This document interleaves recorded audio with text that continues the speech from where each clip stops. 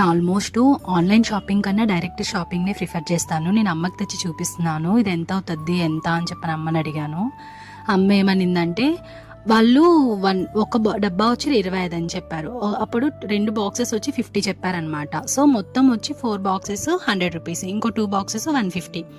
So ఈ మొత్తం కలిపి నేను 100 రూపీస్కి అడిగాను. బార్గింగ్ జస్ట్ నాకు 100కి ఇవ్వండి అని చెప్పని అడిగాను. అసలు ఏం ఆలోచించకుండా షాప్ కీపర్ అయితే ఇచ్చేసారనమాట.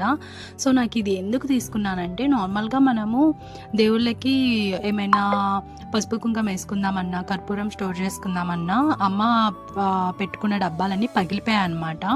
సో కొన్ని పసుపు పగిలి రావడం కానీ ఇట్లున్నాయి. సో నేను తీసుకొని వస్తాను మా అని చెప్పి, ఇవి బయట షాపింగ్ మాల్లో కూడా అలా కాదు, మనకు స్ట్రీట్ మీద ఒక బండి పెట్టి అమ్ముతారు కదా అక్కడ అనమాట. ఈ మొత్తం డబ్బాలు కలిపి 6 కలిపి 100 రూపీస్కి వచ్చింది. నాకైతే చాలా వర్త్ అనిపించింది. అండ్ ఇది ఎటువంటి పేజీ కూడా లేదు. సో నేను ఆన్లైన్ షాపింగ్ కొద్దిగా తక్కువ చేస్తాను, సో అంతగా ఎక్కువ చేయను. నా వీడియో అయితే మీ అందరికి నచ్చిందని అనుకుంటున్నాను.